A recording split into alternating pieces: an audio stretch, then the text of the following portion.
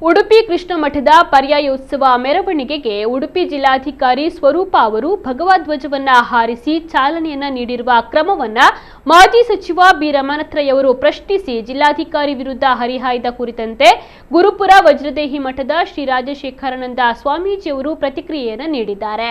ನಮ್ಮಲ್ಲಿ ಭಗವಧ್ವಜಕ್ಕೆ ವಿಶೇಷವಾದ ಗೌರವ ಇದೆ. ಅದು ಧರ್ಮಧ್ವಜ. ಉಡುಪಿ ಜಿಲ್ಲಾಧಿಕಾರಿಗಳು ಸರ್ಕಾರದ ಭಾಗವಾಗಿರಬಹುದು, ಆದರೆ ಅವರು ಅವರದೇ ಆದ ಕೆಲವೊಂದು ಕರ್ತವ್ಯಗಳಲ್ಲಿ ಭಾಗವಹಿಸಬಹುದಾಗಿದೆ. ಅದನ್ನು ನಿರ್ಬಂಧಿಸುವುದು ಸರ್ಕಾರದ ಕರ್ತವ್ಯ ಅಲ್ಲ. ಇನ್ನು ನಮ್ಮ ಧಾರ್ಮಿಕ ವ್ಯವಸ್ಥೆಯಲ್ಲಿ ಅನ್ಯಮತೀಯ ಅಧಿಕಾರಿಯನ್ನ ಕೂಡ ತರ್ತಾರೆ, ಅದನ್ನು ಅವರು ಸಮರ್ಥನೆಯನ್ನ ಮಾಡ್ತಾರೆ. ಅಂಥವರಲ್ಲಿ ನಾವು ಏನು ಮಾತನಾಡಬಹುದು, ಏನು ಹೇಳಬಹುದು, ಅಂಥವರ ಬುದ್ಧಿಯನ್ನ ಅವರೇ ತಿದ್ದಿಕೊಳ್ಬೇಕು.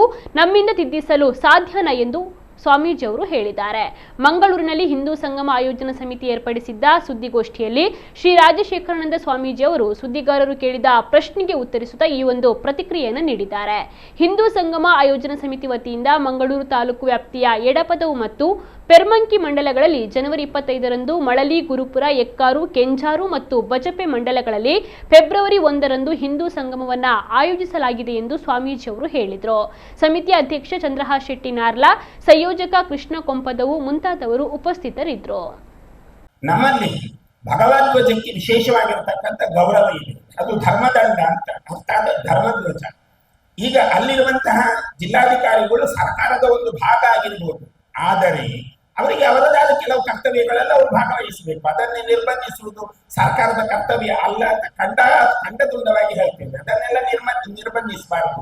ಈಗ ನೋಡಿ, ನಮ್ಮ ಧಾರ್ಮಿಕ ವ್ಯವಸ್ಥೆಯ ಒಳಗೆ ಒಬ್ಬ ಅನ್ಯಮತೀಯ ಅಧಿಕಾರಿಯನ್ನ ತರ್ತಾರೆ, ಅದಕ್ಕೂ ಇವರು ಸಮರ್ಥನೆ ಮಾಡ್ತಾರೆ. ಅಂತವರಲ್ಲಿ ಅಂತ ಹೇಳ್ಬೋದು, ಏನ್ ಮಾತಾಡಬಹುದು ಅಂತವರಿಗೆ? ಅವರೇ ತಿದ್ದಿಕೊಳ್ಬೇಕು ಅವರ ಬುದ್ಧಿಯನ್ನ. ನಮ್ಮಿಂದ ತಿದ್ದಿಸ್ಲಿಕ್ಕೆ ಆಗ್ತದೆ ಅಂತ ಹೇಳಿಕ್ ಆಗೋದಿಲ್ಲ. ಅನ್ಯಮತೀಯ ಜಿಲ್ಲಾಧಿಕಾರಿಗಳು ಒಬ್ಬರು ಬಂದಾಗ ಅವರು ಅವರ ಧಾರ್ಮಿಕ ಕೇಂದ್ರಕ್ಕೆ ಹೋಗ್ತಾರೆ. ಸರ್ಕಾರ ತಡೆಯತ್ತ ಈ ಹಿಂದೆ ತಡೆದಿದ್ದ ಸರ್ಕಾರ.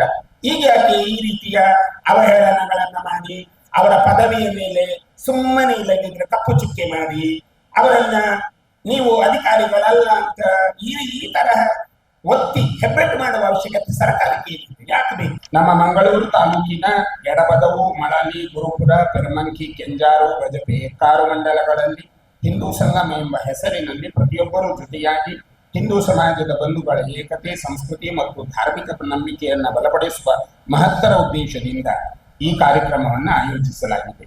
ಈ ಮೂಲಕ ಅವಿನಾಶಿ ಸಂಸ್ಕೃತಿಯ ಅಂತಃಸತ್ವವನ್ನು ಅನಾವರಣ ಮಾಡುವ ಮೂಲಕ ಸನಾತನ ಸಂಸ್ಕೃತಿಯ ಮೌಲ್ಯಗಳು, ಧಾರ್ಮಿಕ ನಂಬಿಕೆಗಳು ಹಾಗೂ ಸಾಮಾಜಿಕ ಸಾಮರಸ್ಯವನ್ನು ಉದ್ದೀಪನಗೊಳಿಸಿ ಸಮಸ್ತ ಹಿಂದೂ ಸಮಾಜವನ್ನು ಸಂಘಟಿತವಾಗಿಸುವ ಕಾರ್ಯ ನಡೆಯುತ್ತಿದೆ.